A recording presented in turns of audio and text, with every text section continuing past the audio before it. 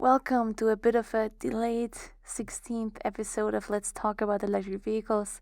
I am still working on finding a good balance between things that I want to do, like doing this podcast, and things that I have to do in order to pay my bills. And also, after I screwed up with the whole Fane Heinz interview, I still owe you a follow-up episode. I did not forget.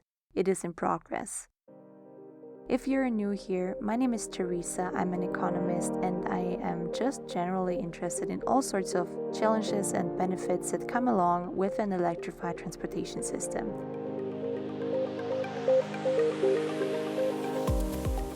And I found that the podcast world was missing an electric vehicle podcast that does not solely talk about the latest commercial news, but rather talk about more general electric vehicle related topics like the grid stability, lithium supply, range anxiety, and so on and so on. So I decided to create my own podcast and continue doing what I love, which is reading, talking, and doing research about electric cars. So what you're about to hear in the next 10 to 20 minutes is a summary of the most relevant results from recent academic research from all over the world. This is supposed to be a think tank kind of platform where we raise awareness to the challenges that are yet to conquer and we brainstorm together for ideas and solutions.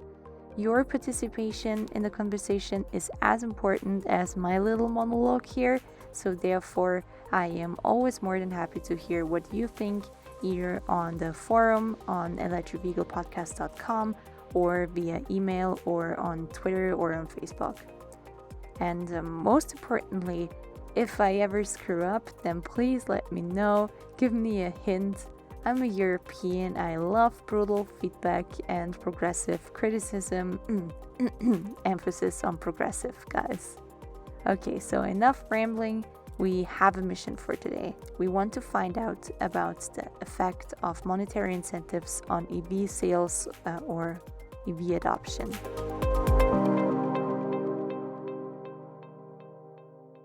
What are the pros and cons of monetary incentives? So why would the government do such a thing? Well, the current way of road transportation, namely mainly diesel and gasoline vehicles, is one of the biggest contributors for CO2 emissions, which led us to the current climate crisis. The climate crisis is dramatic and urgent, but it is not the only reason of why to switch from internal combustion engine vehicles to some alternative fuel vehicles. Gasoline cars are noisy and cause local air pollution to an extent that some urban areas suffer from severe health risks due to poor air quality.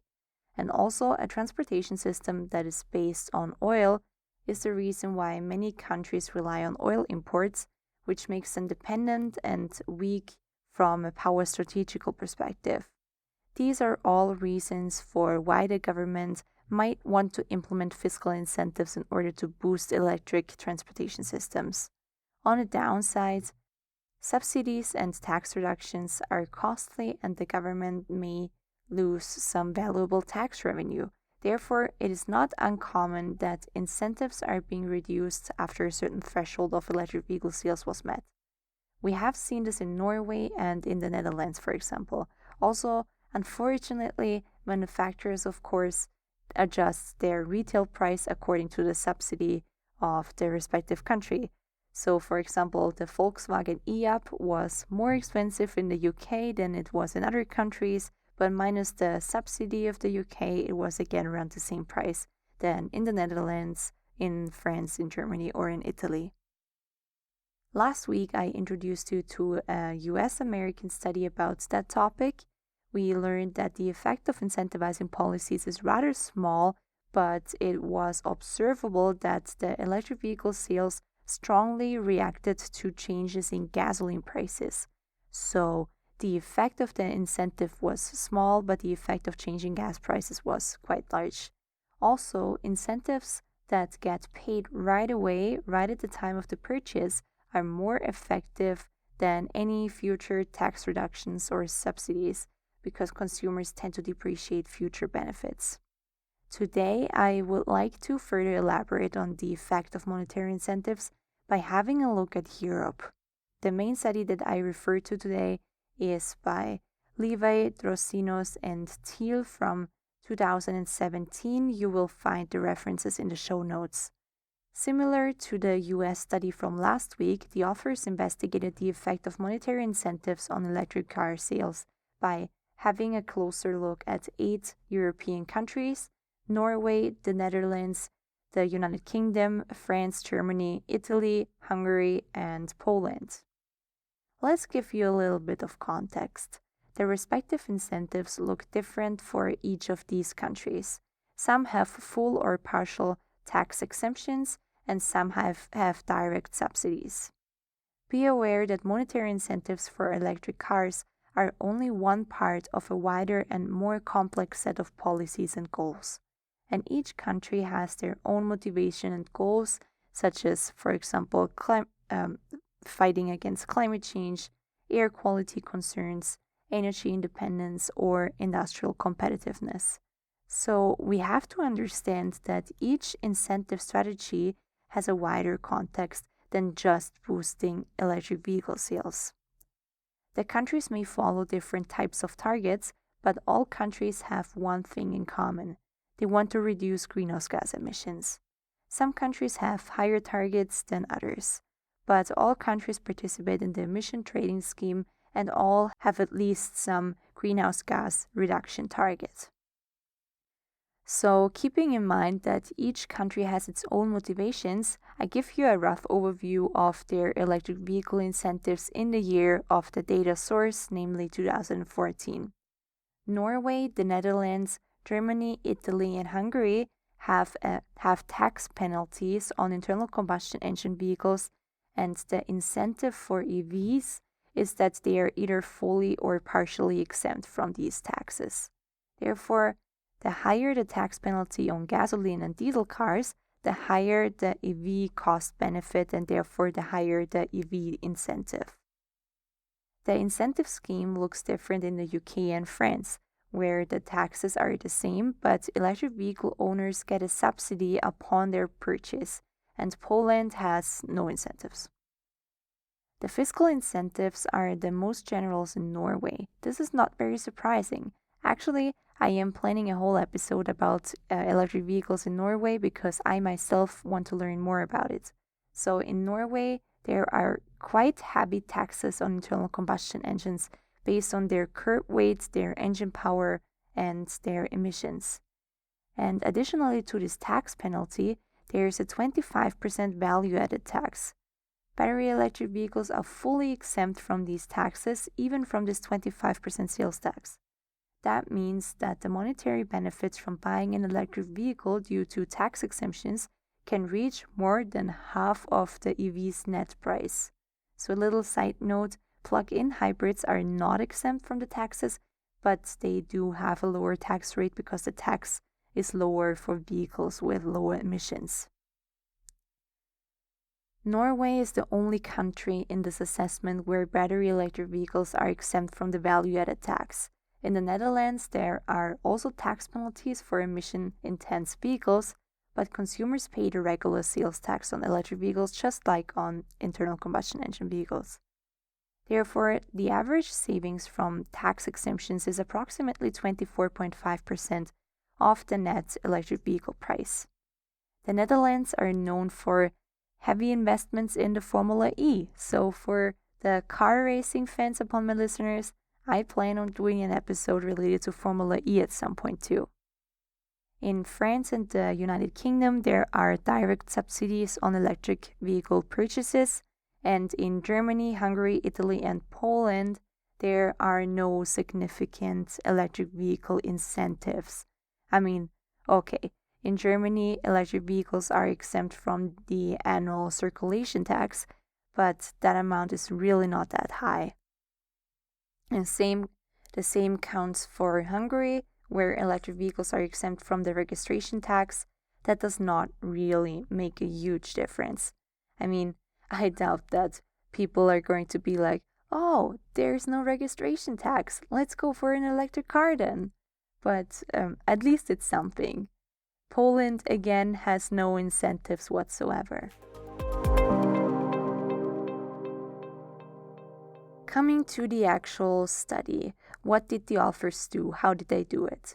They wanted to know the effect of fiscal incentives on electric vehicle sales by comparing the different countries. They took a bunch of reference cars from various car segments and paired each electric vehicle with a comparable internal combustion engine vehicle.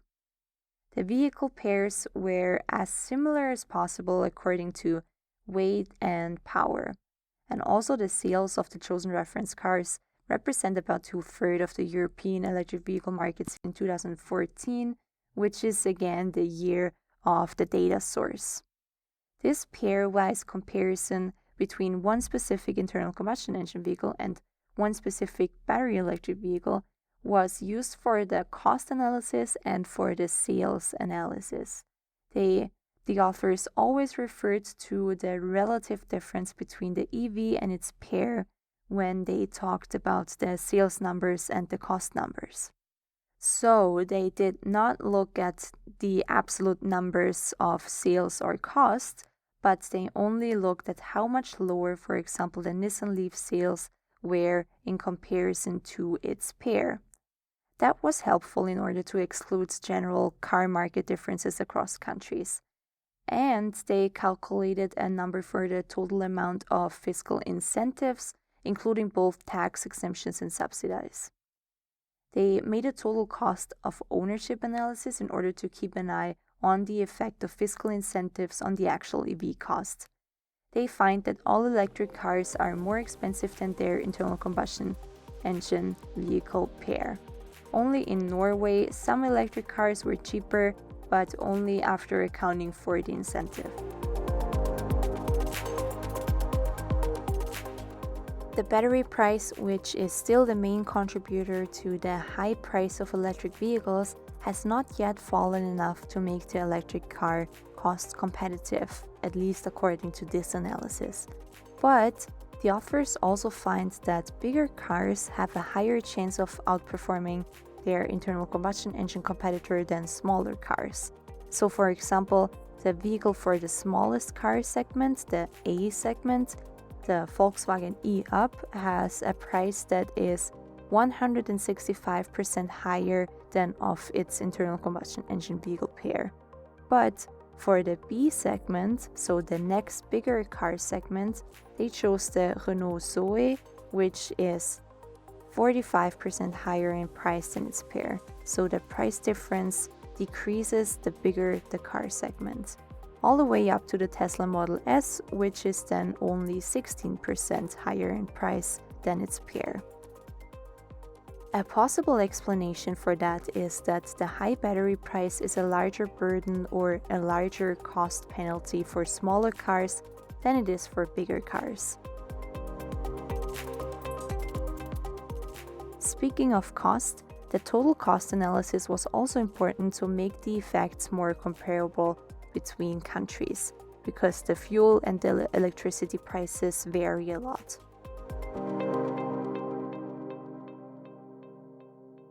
Now let us talk about how different types of policies have a different outcome and affect the market in different ways. I've mentioned before that in Norway and in the Netherlands, battery electric vehicles are exempt from penalty taxes on vehicles. In Norway, the electric vehicle is even exempt from the 25% sales tax. Since this is a flat rate of 25%, the tax relief or the cost advantage of battery electric vehicles gets higher the more expensive the car segment.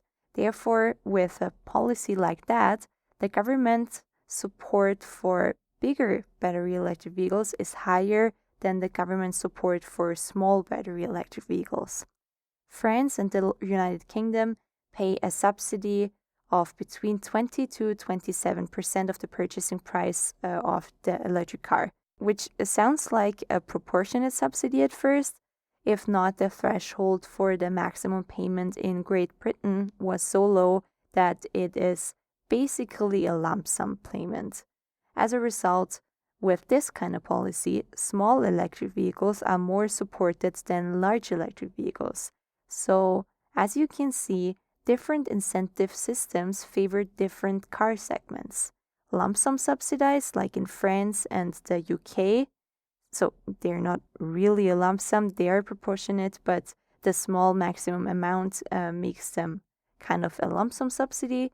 So they favor small electric vehicles, and flat tax rates like in Norway or in the Netherlands favor bigger car segment electric vehicles because they are a percentage of the net price. So why is that important? Well, typical consumers of bigger car segments are different to typical consumers of the small car segment. So depending on who you would like to reach with this policy, the government should adjust their incentive strategy. Several studies in the past have shown that the typical early adopters of electric vehicles are people with higher income, higher social status, higher education level, and higher willingness to take risks than the rest of the society. Identifying the early adopters is important to target and promote efficiently, and therefore targeting the wealthier consumers first before targeting other parts of the society might be a smart first step for the initial electric vehicle market introduction.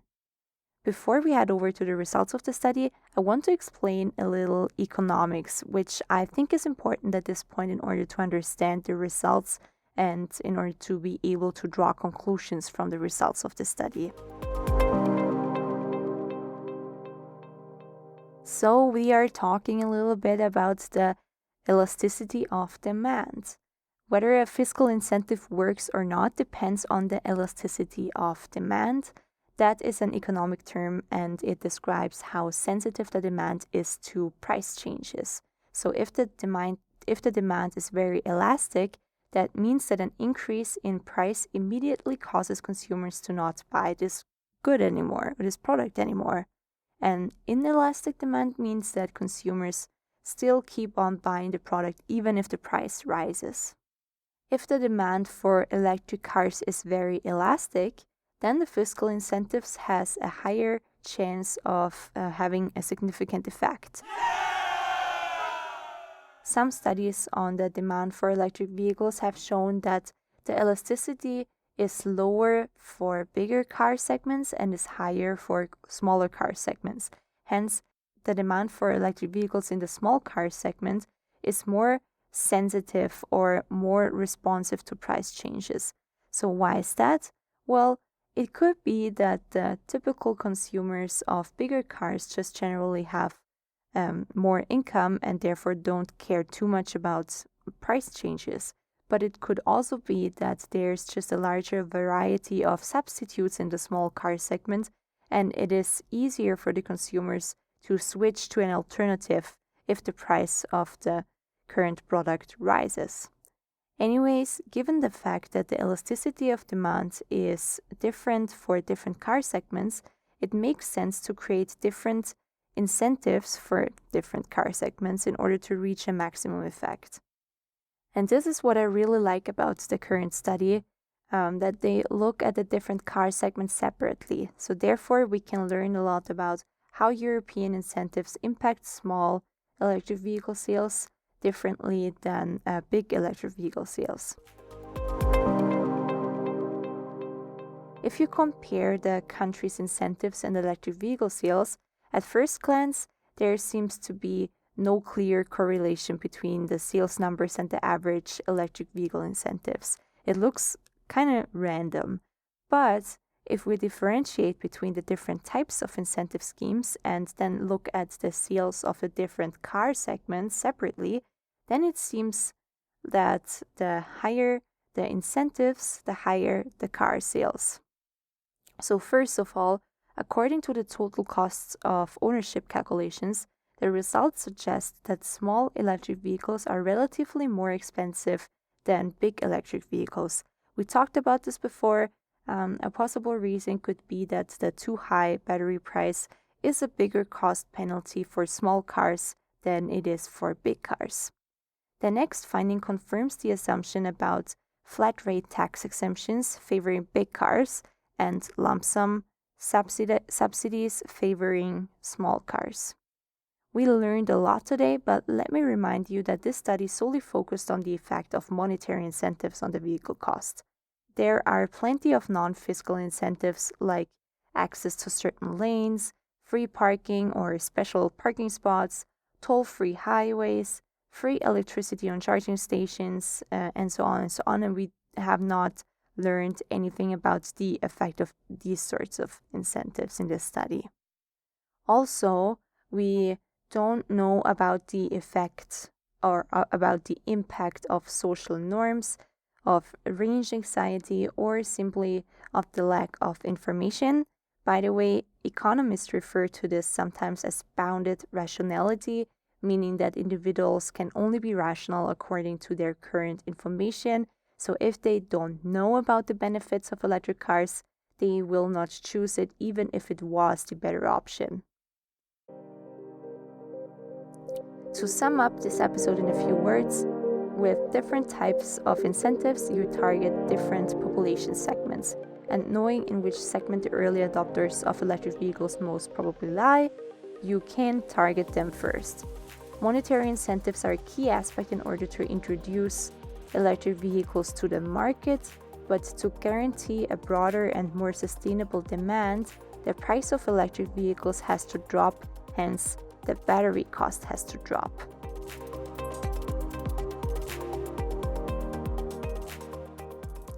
And this is it for today. We have reached the end of this episode. I hope that you learned something new today. You find all references and contact information in the show notes. Also, I have been toying around with the thought of creating a Patreon profile. If you don't know what that is, Patreon is a platform where content creators, so podcasters or journalists or artists, can ask for voluntary donations, say for example $1 per month, and fans that sign up for this $1 per month donation get some extra features or like some additional episodes or some other goodies. I don't know, I've just been thinking about it. From the amount of emails and requests that I get, I can tell that, and also from my listener statistics, I can tell that the demand for this kind of content that I create is definitely here. It is actually a bit too much demand for me to handle right now. So maybe Patreon would give me more freedom and help me to not leave out any Monday's episodes like I did last week, or help me to put some more research into the kind of people that I'm interviewing so I don't publish any hoax. You probably noticed that meanwhile the Reach and X interview is offline. I need some more time and motivation to make the one up, so I ask for a little more patience, please. Anyways, let me know what you think about Patreon. Of course, I have this very intrusive thought in my head of, who do you think you are? Asking for money for stuff that you create in your closet. This is no joke. I literally sit in my closet to record the episodes to reduce the reverb. My partner always makes fun of me. Anyways, please don't hesitate to reach out to me for feedback or for topic suggestions. Let's talk about electric vehicles again next week. Really, next week. Have a wonderful day, a wonderful week, and bye.